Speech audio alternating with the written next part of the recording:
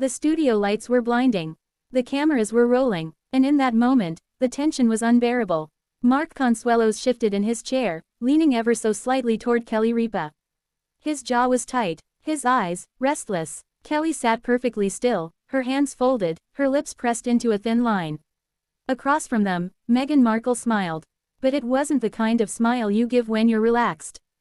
It was the kind of smile you give when you know the room is against you. The audience felt it. The crew felt it. The millions watching at home would feel it soon enough. This wasn't supposed to happen. Not here, not now, but live television has a way of revealing more than anyone plans for. The morning show had invited Meghan as a guest, another round of interviews, another story to promote her charity, her vision, her brand. She had done these countless times before. She knew how to command a camera, how to take control of a narrative. But this time, something was different. Because Mark and Kelly weren't just hosts. They weren't just faces smiling at the guest couch. They were gatekeepers, protectors, a couple who had built their careers on charm, humor, and connection. And when Meghan walked onto that stage, it felt less like an interview, and more like a trial. The air was thick, the tension hung heavy, and then, Kelly leaned forward, her voice cutting through the silence. "So, Meghan," Kelly said, her tone carefully measured, "a lot of people feel like you've walked away from tradition. Do you think you've let people down?" The question struck like a knife. The crowd reacted instantly, some gasped, some laughed nervously, some leaned forward as if waiting for blood. Meghan's smile didn't break, not yet, but her eyes, they flickered. "Just for a second, I didn't walk away from tradition," Meghan replied, her voice smooth, her tone controlled. "I walked toward freedom, and if that disappoints people, then maybe they should ask themselves why they expect women to stay silent when they're suffering." A hush fell over the room. Mark's eyes darted toward Kelly. Kelly's eyebrow twitched, and the war had begun. Dash dash dash. The hook was set. The audience had no idea what was about to unfold. They thought they were watching another celebrity interview. They didn't know they were about to witness the kind of clash that would leave headlines burning for weeks. It started small, a question, a response, but like a crack in glass, it spread. And soon, nothing could stop it. Mark cleared his throat, leaning in with the kind of careful authority that only a seasoned host could muster. "But Meghan," Mark said, his voice deep and steady, "a lot of people say you knew what you were signing up for. You married into the royal family. That comes with responsibility. That comes with tradition. Do you really think you can have it both ways?" Meghan's head tilted, ever so slightly. Her hands tightened in her lap. "You think I didn't understand responsibility?" she said. "You think I didn't understand tradition? I understood it too well. That's why I knew I couldn't survive in it. There's a difference between duty and destruction." The audience stirred again, clapping, murmuring, half cheering, half uneasy. Kelly leaned back in her chair, crossing her legs. Her eyes didn't leave Meghan's face. And with every second, the atmosphere grew colder. The cameras zoomed in, first on Meghan, then on Kelly, then on Mark. A silent triangle of power. Three wills colliding on live television. And then, Kelly's smile disappeared. She set her cards on the desk. Her voice dropped. "You know, Meghan," she said softly, "sometimes people think they're speaking truth, when really, they're just running from accountability." The room froze. Even Mark blinked, in surprise at the sharpness of her words. Meghan inhaled slowly, her jaw flexing, her smile cracking at last. "Accountability," Meghan repeated. "You want to talk about accountability? Then let's talk about the accountability of institutions that protect men at the expense of women. Let's talk about accountability for the media that twists stories to make women villains. Let's talk about accountability for every host who smiles in someone's face, while sharpening the knife behind their back." The words hit like thunder. The crowd erupted, half in applause, half in shock.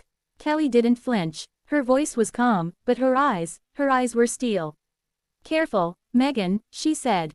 "This isn't your palace. This is our house. And in our house, we don't rewrite the truth to suit our pain." The clash was out in the open now. No more smiles. No more pretense. The gloves were off. And as the world watched, live and unedited, it became clear. This was not going to end quietly. The tension in the studio was undeniable. Viewers at home could sense it, even through the screen. What was supposed to be a light-hearted interview with Meghan Markle was quickly turning into something else. Something sharper. Mark shifted in his chair. His smile was still there, but his eyes carried a warning. Kelly, on the other hand, leaned forward, her voice calm yet edged. So Meghan, Kelly said, pausing just long enough for the silence to thicken, a lot of people admire you, but a lot of people also feel you've distanced yourself from the very traditions that gave you this platform. How do you respond to that? Meghan's jaw tightened. She forced a laugh, but it didn't reach her eyes.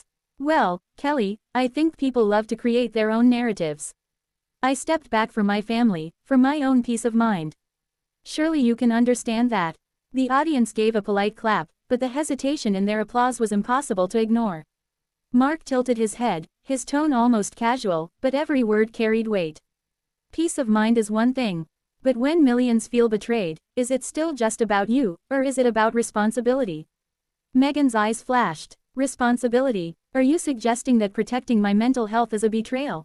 The room went still. Cameras zoomed in. Every breath felt amplified. Kelly glanced toward Mark, then back at Meghan. No one is saying your mental health isn't important. But walking away from duty while still expecting the privileges, that's where people feel the disconnect. A murmur rippled through the crowd. Some nodded, some frowned. The divide was clear. Meghan's voice sharpened. Privileges. Do you really think that's what this is about? My life wasn't some fairy tale. It was survival, and I will not apologize for choosing to survive. A silence hung heavy, and then, applause, louder this time, from some corners of the audience. But others remained quiet, almost disapproving. Mark leaned back, crossing his arms. No one's asking you to apologize for surviving. But you can't deny, you've also profited from the very institution you claim destroyed you. That's the contradiction people can't ignore. Meghan's lips parted, a retort ready, but Kelly cut in before she could speak. It feels like you want sympathy without accountability. And that's where this conversation gets difficult. The words landed like thunder. Meghan's expression hardened. The warmth she carried at the start of the show was gone, replaced by fire. So that's what this is, she said, her voice low, almost shaking. This isn't an interview. It's an ambush. The studio gasped. A live audience doesn't fake moments like this. The atmosphere shifted from talk show banter to something raw, unpredictable. Mark spoke slowly, his voice even. No one's ambushing you. We're asking the questions people deserve answers to.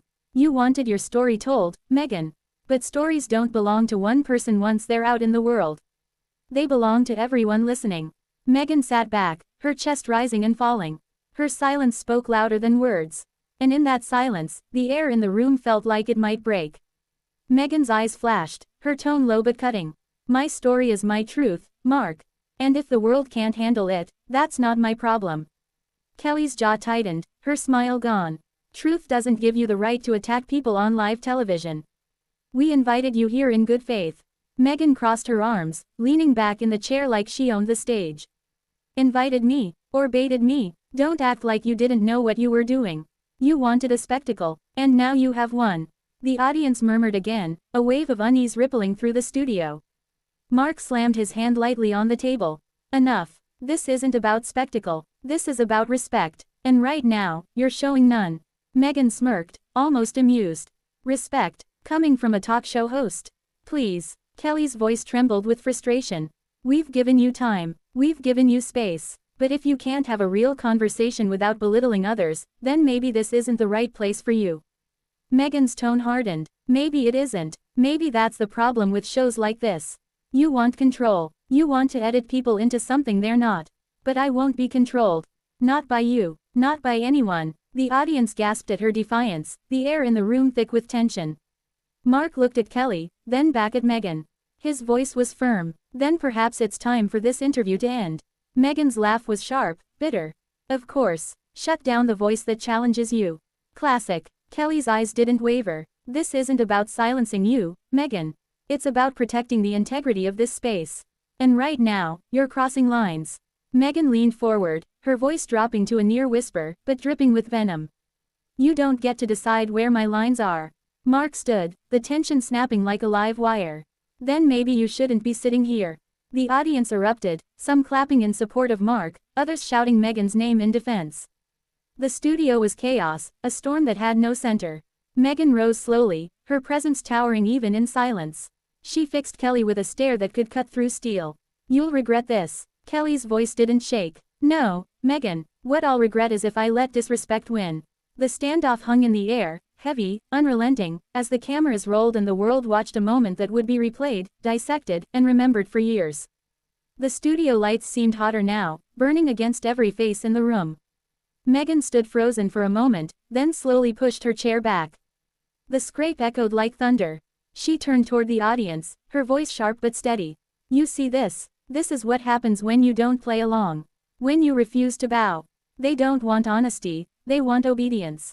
Half the crowd clapped, others booed, and the noise swelled until it felt like the walls themselves might crack.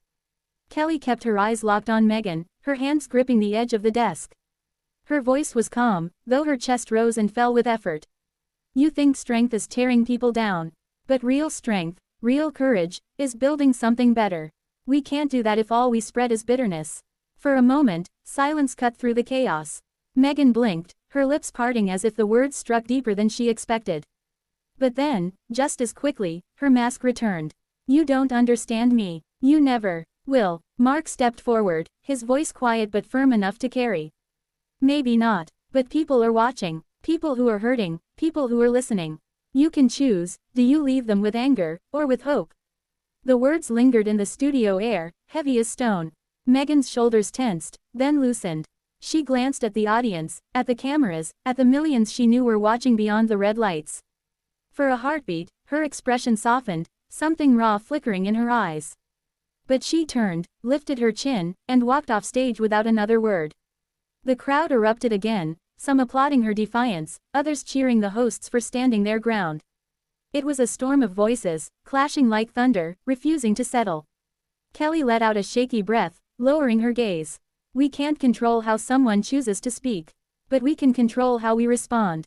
Mark nodded, his voice steady as he looked back at the audience.